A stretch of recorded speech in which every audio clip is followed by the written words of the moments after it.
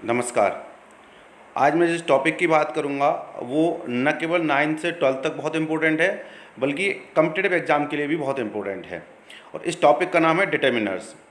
चूँकि 9 से 12 तक तो इससे संबंधित एक दो क्वेश्चन हर साल पूछे ही जाते हैं, साथ ही साथ कॉम्पिटिटिव एग्ज़ाम में भी इससे संबंधित क्वेश्चंस आते हैं। खासकर अगर मैं बात करूं एमपीएसआई की, एमपीएसआई में ऑलरेडी ये टॉपिक के रूप में डिफाइंड है। जो सिलेबस आता है उसमें एक टॉपिक डिटर्मिनर्स का भी रहता है, इसलिए इससे संबंधित 2 से 3 क्वेश्चन, कुल 30 नंबर के क्वेश्चन में आते हैं अंग्रेजी के, जिसमें से 2 और 3 क्वेश्चन डिटर्मिनर्स से संबंधित रहते हैं। तो इस हिसाब से ये बहुत महत्वपूर्ण प्रश्न हो जाता है, टॉपिक हो जाता है, न केवल कॉम्पिटिटिव एग्जाम के परिप्रेक्ष्य में, बल्कि अगर हम बात करें 9 से 12 तक भी, क्योंकि ये 9 से 12 तक इससे संबंधित एक दो क्वेश्चन हर साल आते हैं। चलिए, आज मैं जिस डिटर्मिनर की बात करने वाला हूँ वो है सम और एनी। आज हम समझने का प्रयास करेंगे सम और एनी में क्या अंतर होता है, इनके यूज़ में क्या अंतर और कैसे हम इसको पहचानें। लेकिन इससे पहले कि हम डिटर्मिनर्स पढ़ें, हमें ये समझना पड़ेगा कि आखिरकार डिटर्मिनर्स होते क्या हैं। तो दोस्तों, डिटर्मिनर्स का हिंदी अर्थ होता है निर्धारक। सामान्यतः जो परिभाषा है वो ये है कि वो शब्द जो किसी संज्ञा की संख्या या मात्रा को निर्धारित करें, उन्हें डिटर्मिनर्स कहते हैं। लेकिन अगर थोड़ी से एडवांस लेवल की बात करें तो केवल एक चीज़ और इसमें जुड़ जाती है, वो शब्द जो किसी संज्ञा या सर्वनाम के पहले आकर, याद रखिएगा, ये किसी संज्ञा या सर्वनाम के पहले जुड़ते हैं, उसे इंगित भी करते हैं, यानी इंडिकेट भी करते हैं, या उसकी संख्या या मात्रा को दर्शाएं, तो वो डिटर्मिनर्स कहलाते हैं। जैसे a an the some few many much little his my each every either neither one etcetera. और याद रखिए, ए एंड द से कंफ्यूज मत होना, ए एंड द आर्टिकल्स हैं, लेकिन ये डिटर्मिनर्स के अंदर ही आते हैं, ध्यान रखिएगा, ए एंड द डिटर्मिनर्स के अंतर्गत ही आते हैं। और ये क्वेश्चन 2011 समता शिक्षक वर्ग 1 अंग्रेजी में पूछा जा चुका है मध्य प्रदेश के, ठीक है। अब चूंकि एक और चीज़ याद रखने वाली बात है, जो डिटर्मिनर्स हैं वो किसी संज्ञा या सर्वनाम के पहले आकर उसको इंगित करते हैं या उसकी संख्या या मात्रा को बताते हैं। तो जब तक हम संज्ञा को नहीं समझेंगे, या यूं कहें जब तक संख्या सूचक या मात्रा सूचक संज्ञा को नहीं समझेंगे, तब तक हम डिटर्मिनर्स को अच्छे से नहीं समझ सकते। तो इससे पहले कि मैं आपको सम और एनी में अंतर बताऊं, जरा 2 मिनट के लिए नाउन में काउंटेबल और अनकाउंटेबल नाउन को समझने का प्रयास करते हैं। डिटर्मिनर्स में नाउन जो है वो 2 तरह के लिए इंपॉर्टेंट होती है, काउंटेबल यानी गणनीय, अनकाउंटेबल मतलब अगणनीय। अब काउंटेबल से मतलब क्या है, वो संज्ञा जिसको गिना जा सके, यानी संख्या सूचक, याद रखिएगा। और अनकाउंटेबल मतलब अगणनीय, यानी मात्रा सूचक। गलती से भी अनकाउंटेबल का मतलब ये मत निकाल लेना कि जो संज्ञा बहुत ज़्यादा होती है या जो गिनने लायक ना हो। यहाँ अगणनीय का मतलब है मात्रा सूचक। कई बार हमारे दिमाग में क्या आता है कि हम पेड़ की पत्तियाँ, तारे, इनको अगणनीय मान लेते हैं। दोस्तों, ऐसा बिल्कुल भी नहीं है, ध्यान रखिएगा। यहाँ अगणनीय का मतलब मात्रा सूचक है। देखो, परिभाषा अगर मैं बात करूँ गणनीय की, तो वे संज्ञाएं जिनके ठीक पहले कोई संख्या, जैसे 1, 2, 5, 50, 25, 500, 1000 आदि को ठीक पहले लगाया जा सके, वो गणनीय संज्ञाएं होती हैं। जैसे पेन है, बॉक्स है, रूम्स हैं, चेयर है, फ्लावर्स है, बॉयज़ हैं, गर्ल्स है, मैन है, टेबल है, कूलर है, ये सब की सब काउंटेबल नाउन है। वो संज्ञाएं जिनके पहले हम किसी संज्ञा, ठीक पहले कोई संज्ञा नहीं आती, बल्कि उन्हें मात्रा में मापा या तौला जाता है, वो अनकाउंटेबल या अगणनीय संज्ञाएं होती हैं। जैसे मिल्क है, शुगर है, राइस है, नॉलेज है, इन्फॉर्मेशन है, बटर है, गोल्ड है, शुगर है। मुझे बताइए दोस्त, कभी कोई शुगर को गिन सकता है, गोल्ड को गिन सकता है, सिल्वर को गिन सकता है, वुड को गिन सकता है? ये सब की सब अनकाउंटेबल नाउन है, ध्यान रखिए, ये अगणनीय हैं। अब जब हम संज्ञा समझ लेते हैं, अब आते हैं हम सम और एनी के यूज पर। तो सबसे पहले हम समझने का प्रयास करते हैं भाई इनमें मौलिक अंतर क्या होता है सम और एनी में। तो पहली चीज़ तो ये समझिए इनका अर्थ। सम और एनी जो है ना, वो कम चीज़ों के लिए यूज किया जाता है, ओके, नॉट मैनी, बहुत कम, कुछ या कम या थोड़ी सी चीज़ें, वहाँ सम और एनी का अर्थ देते हैं। अब सबसे पहले हम बात करें सम की। सम का यूज जो है वो काउंटेबल नाउन्स के पहले होता है, अनकाउंटेबल नाउन्स के पहले होता है, और अगर काउंटेबल नाउन के पहले हो रहा है तो ये प्लूरल काउंटेबल नाउन के पहले होगा। यानी सम का यूज अनकाउंटेबल के भी पहले होता है, और काउंटेबल हो और प्लूरल हो तो भी सम का यूज उसके पहले होता है। अब हम बात करेंगे कि भाई फिर हम मतलब इसको यूज को कैसे समझें, तो याद रखिए जब हम बात करते हैं कि सम और एनी के यूज में सबसे बड़ा जो रोल होता है वो होता है वाक्य का। ध्यान रखिएगा, इसका प्रयोग सामान्यतः सकारात्मक वाक्य में होता है, अफर्मेटिव सेंटेंस में होता है सम का वाक्य, सम का यूज। रिमेंबर दैट, सम का यूज सकारात्मक यानी अफर्मेटिव सेंटेंस में होता है, जबकि एनी का यूज अनकाउंटेबल नाउन में और सिंगुलर और प्लूरल दोनों तरह की काउंटेबल नाउन में होता है, लेकिन इसका यूज सामान्यतः नकारात्मक व प्रश्नवाचक वाक्यों में होता है। तो अंतर हम समझें एक बार फिर से, सम का यूज जो है वो सकारात्मक वाक्य में होता है, जबकि एनी का यूज नकारात्मक वाक्य में होता है। दूसरी चीज़, सम का यूज प्लूरल काउंटेबल नाउन में होता है, लेकिन एनी का सिंगुलर काउंटेबल नाउन में भी होता है। उदाहरण से समझने का प्रयास करेंगे हम। देखिए आपके सामने कुछ एग्जाम्पल हैं, हम एक एक करके पढ़ेंगे। He might have blank problems in solving this. अब ये ब्लैंक से बात अगर हम देखें, प्रॉब्लम्स एस लगा हुआ है, प्लूरल नाउन है, तो सम और एनी कुछ भी भर सकता है, लेकिन वाक्य अफर्मेटिव है, इसलिए सम को भरेंगे। इसीलिए ब्रैकेट में ध्यान रखिएगा, मैंने आंसर दे रखा है, तो इसका करेक्ट आंसर है some. Example number 2, did you see blank lions in the forest. Question mark भी लगा हुआ है और हेल्पिंग वर्ब आगे, इसका मतलब सेंटेंस इंटेरोगेटिव है, और जब सेंटेंस इंटेरोगेटिव होता है तो एनी का यूज करते हैं, इसलिए यहाँ any is the correct answer. Number 3, I do not have blank money. Money uncountable है, सम भी लग सकता है, मैनी भी सम भी लग सकता है और एनी भी, लेकिन अगर हम बात करें तो डोंट यानी डू नॉट, निगेटिव की बात हो रही है, और जब नेगेटिव की बात हो रही है तो नेगेटिव में कभी भी सम का प्रयोग नहीं होता, किसी भी सर्कमस्टांसेस में सम का प्रयोग नेगेटिव में नहीं होता, इसीलिए यहाँ एनी सही आंसर है।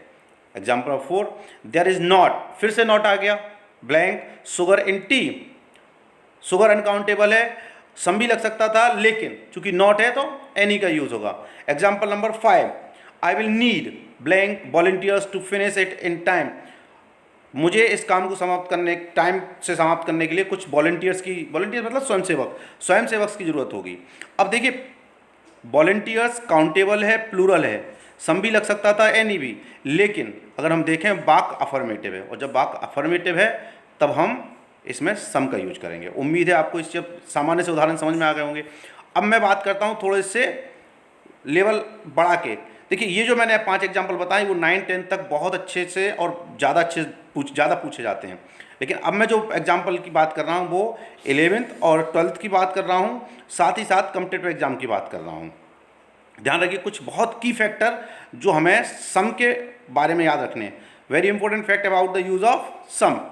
ध्यान रखिए, पहला, इसका प्रयोग ऐसे प्रश्नवाचक वाक्यों में भी होता है जिसके द्वारा विनम्र निवेदन या प्रस्ताव का भाव प्रकट हो, या ऐसा कोई प्रश्न है जिसका उत्तर हाँ में संभावित हो, तब ऐसे प्रश्न में सम का प्रयोग होता है। देखिए ठीक है, विनम्र निवेदन या प्रस्ताव का तो अपने पता चल जाएगा, लेकिन हमें ये कैसे पता चलेगा कि भाई किस प्रश्न का उत्तर हाँ में संभावित है और किसका नहीं।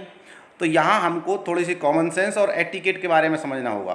देखिए जैसे अपने यहाँ कोई गेस्ट आता है, मान लीजिए कोई गेस्ट आया और उसने आपसे कहा कि भाई, या आपने उसको चाय सर्व की, चाय में शक्कर कम है, उसने कहा भैया थोड़ी सी शक्कर मिल जाएगी। मेरे ख्याल से हम में से 100% लोग ये कहेंगे हाँ भैया मिल जाएगी। ओके, तो ऐसी स्थिति में ऐसा अगर कोई प्रश्न है जिसका उत्तर हाँ में संभावित है तो भी हम सम का यूज करेंगे। ठीक है, चलिए कुछ एग्जाम्पल के थ्रू समझते हैं। Would you like to have some tea. ये मैं रिक्वेस्ट के थ्रू पूछ रहा हूँ आपसे, क्या मेरे साथ आप चाय पीना चाहेंगे, तो सम का यूज होगा। दूसरा, can you give me some more information, क्या आप मुझे थोड़ी सी सूचना और दे सकते हैं, ये भी एक रिक्वेस्ट के रूप में है। और दोस्तों एक और चीज़ याद रखना, ज़्यादा कठिन नहीं है इस तरह के वाक्यों को पहचानना। इस तरह के वाक्यों की पहचान ये रही, सामान्यतः ऐसे प्रश्न, कैसे प्रश्न, जो निवेदन या प्रस्ताव का प्रकट करें या हाँ में उत्तर जिनका संभावित हो, ऐसे प्रश्न विल वुड या कैन कुड से प्रारंभ होते हैं। याद रखिए, दूसरे शब्दों में अगर मैं बात करूं, विल वुड या कैन कुड से प्रारंभ होने वाले वाक्यों में भले वो प्रश्नवाचक हों, आप सम का यूज करेंगे। चलिए अब बात करते हैं एडवांस लेवल ऑफ एनी। थोड़ा सा एनी में क्या हम इंपॉर्टेंट फैक्ट्स याद रख सकते हैं, तो एनी के मामले में 3 इंपॉर्टेंट फैक्ट हैं। नंबर 1, यदि किसी वाक्य में hardly, rarely never, seldom, without. ठीक है, hardly, rarely, scarcely, never, seldom, without, इनमें से किसी का भी यूज हो तो उस वाक्य में भले वो सकारात्मक हो, लेकिन दोस्तों ऐसा वाक्य हमेशा नकारात्मक अर्थ देता है, क्योंकि ये सारे के सारे जो शब्द हैं नकारात्मक अर्थ देने वाले वाक्य शब्द हैं। इसलिए ऐसे वाक्यों में एनी का यूज होगा। ठीक है, याद रखेंगे एनी का प्रयोग होगा। उदाहरण देखें, he has hardly left, he has hardly left, hardly शब्द आ गया any. She can do it without, without माने बिना, बिना मतलब निगेटिव, एनी डिफिकल्टी। अब दूसरी चीज, यदि कोई कंडीशनल क्लॉज हो, कंडीशनल मतलब जो वाक्य इफ या अनलेस वाला होता है वो, इससे हालांकि कुछ और होते हैं, वो अभी आपको यहाँ नहीं समझना है, कंडीशनल सेंटेंस इसके अलावा भी होते हैं, आप इतना ध्यान रखिए। सामान्यतः जो वाक्य इफ या अनलेस वाले होते हैं यानी कंडीशनल या शर्त सूचक, तो भले वो वाक्य सकारात्मक हों, तो ऐसे वाक्यों में भी हम एनी का यूज करेंगे, रिमेंबर दैट। उदाहरण रहा आपके सामने, if you need any help, आपको यदि किसी भी हेल्प की ज़रूरत हो, प्लीज़ डू टेल मी, कृपया मुझे बताइएगा ज़रूर। अच्छा, मैंने 3 चीज़ें कही थी, मैंने एक जानबूझ के नहीं लिखा है, क्योंकि वो मैं अगले सेगमेंट में आपको बताने वाला हूँ, जो अगला हम जब टॉपिक पढ़ेंगे। फिर भी एक एग्जाम्पल मैं बता देता हूँ। जब एनी का अर्थ ऑल या एवरी के रूप में निकलता है, तो ऐसी स्थिति में अफर्मेटिव सेंटेंस में भी एनी का यूज होता है। जैसे anything is possible for science, science के लिए सब कुछ संभव है। कहने को बात सकारात्मक था, लेकिन सब कुछ संभव है, यानी everything is possible for science, या ही कैन डू एनीथिंग, वो कुछ भी कर सकता है, ध्यान रखिएगा। तो एवरी के अर्थ में जब एनी का अर्थ निकलता है तब ये अफर्मेटिव में यूज होता है। चलिए अब आगे बात करें, हम एक बार रिवीजन कर लेते हैं पूरी चीज़ों का जो अभी तक अपन ने पढ़ी, फिर उसके बाद मैं अगली बात करूँगा। की पॉइंट्स ध्यान रखिएगा सम और एनी के यूज़ में। सबसे पहले बात करेंगे हम सम के बारे में। इसका यूज़ सामान्यतः नंबर 1, इसका यूज़ सामान्यतः सकारात्मक वाक्यों में होता है, ठीक है।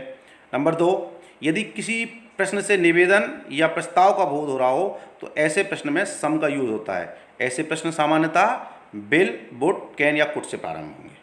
अब हम बात करते हैं एनी के बारे में, कुछ इंपॉर्टेंट रिवीजन देख लेते हैं एनी के बारे में। इसका यूज सामान्यतः जनरली बाय एंड लार्ज नकारात्मक व प्रश्नवाचक में होता है, लेकिन अपवाद क्या है, यदि किसी वाक्य में hardly, rarely, scarcely, never, seldom या विदाउट का यूज हो तो ऐसे वाक्य में एनी का यूज होगा, ध्यान रखिएगा, ऐसे वाक्य में एनी का यूज होगा। तीसरी चीज, यदि कोई कंडीशनल अर्थात शर्त सूचक वाक्य हो, यानी मैंने बताया था इफ या अनलेस से संबंधित, तो ऐसे वाक्य में भी एनी का यूज होगा, ध्यान रखिएगा। काय का यूज होगा, एनी का यूज होगा। चलिए अब आपके लिए एक्सरसाइज है जो आपको कंप्लीट करनी है। अगला जो वीडियो होगा वो मच, मैनी और मैनी के बारे में होगा, लेकिन उस वीडियो को मैं सबसे पहले मैं आपको ये जो एक्सरसाइज है इसको हम सॉल्व करेंगे, इसको डिस्कस करेंगे, उसके बाद हम सम, मैनी और मच का यूज हम सीखेंगे। लेकिन उसके पहले हम इन 5 जो क्वेश्चन हैं इनको डिस्कस करेंगे, मैं इनके आपको आंसर बताऊंगा। उसके बाद हम अगले वीडियो में मच, मैनी और मैनी इनके बारे में भी डिस्कस करेंगे। साथ ही साथ एनीथिंग, समथिंग, एनीवेयर और समवेयर, इनमें भी अंतर समझने का प्रयास करेंगे। इस टॉपिक से संबंधित आपके मन में जो भी डाउट हो प्लीज़ कमेंट बॉक्स में लिख दीजिएगा, और अगर वीडियो पसंद आया हो तो लाइक करिएगा, शेयर कीजिए and please do subscribe it. Thank you very much, have a wonderful time.